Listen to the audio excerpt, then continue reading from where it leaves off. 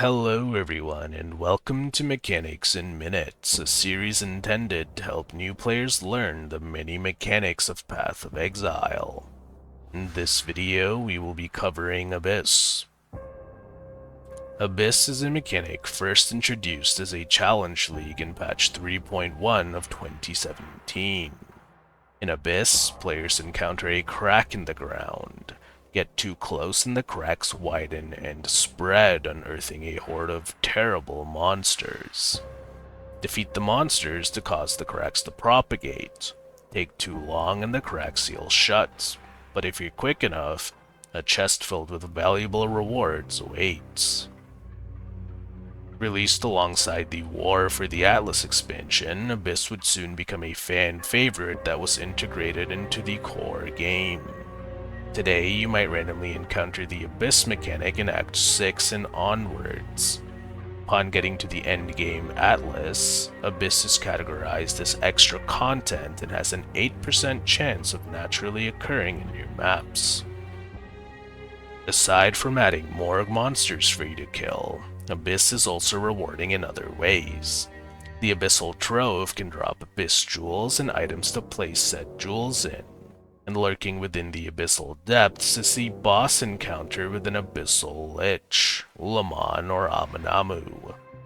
Defeat these bosses and you might just find yourself with an Abyss exclusive unique, some of which can be worth a small fortune.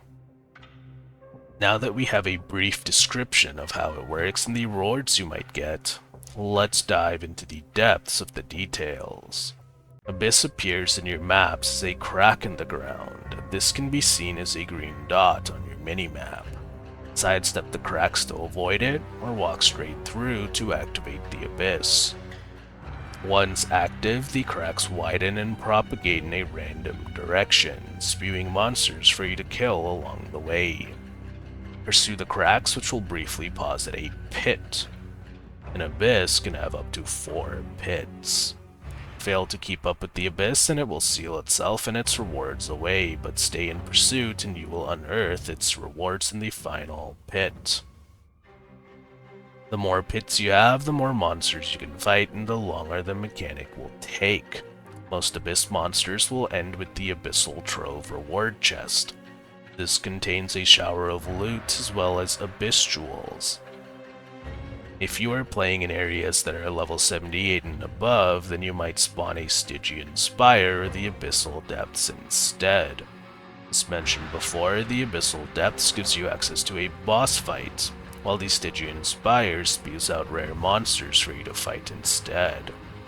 The Spire is also guaranteed to drop a Stygian Vise, which is a belt with an Abyssal socket. This is where you can put your Abyss jewels.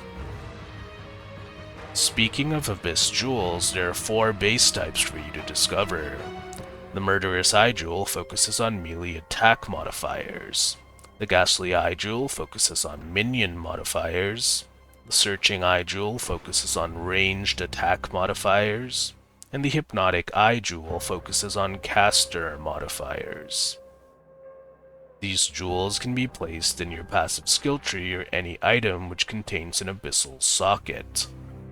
Like normal jewels, they can be rolled with up to 2 prefixes and 2 suffixes, but unlike normal jewels, the power of the modifiers are dictated by item level.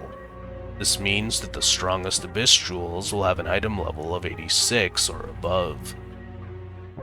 As I mentioned earlier, Abyss is categorized as extra content and has an 8% chance of naturally occurring in your maps.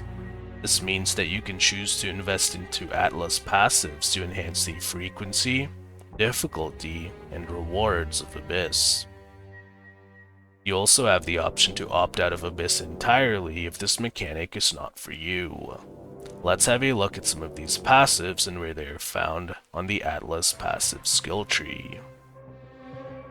Underground Kingdom increases the chance of you encountering Abyss. Inspired Darkness increases the item level of drops you find from Stygian Spires.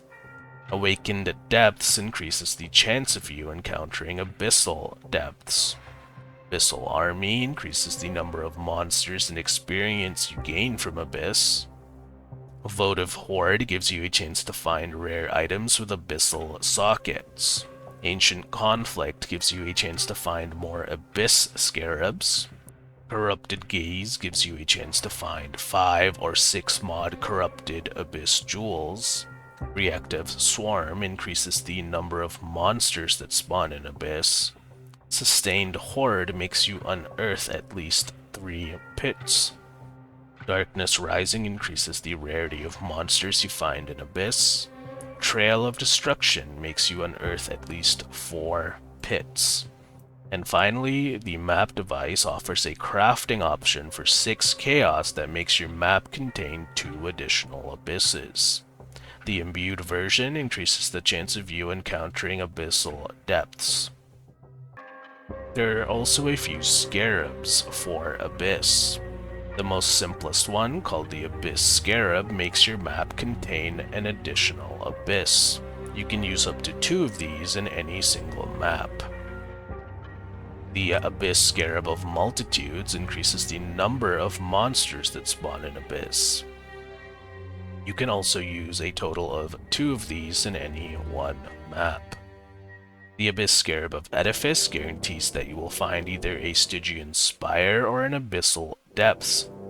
It also spawns chests called Hordes as the Abyss propagates. The Abyss Scarab of Emptiness gives you a chance to find rare items with abyssal sockets from Abyss. And the Abyss Scarab of Profound Depth increases the rewards and difficulty from monsters you find in Abyss. Whenever possible, I try to provide contemporary examples of how a mechanic is used by players. In patch 3.24 Affliction, the Stygian Spires from Abyss was used to add dozens of rare monsters into a map. These monsters, whose drops in difficulty were enhanced by Affliction Wisps, were then killed ad nauseam to farm for currency. In patch 3.25 Necropolis, the Abyss mechanic was used in tandem with the Domination Scarab of Teachings to spawn hundreds of extra monsters that could be killed for bonus XP. This provided players with a quick method of reaching level 100. And that's it for Abyss. I want to end this episode of Mechanics in Minutes with one of my favorite quotes.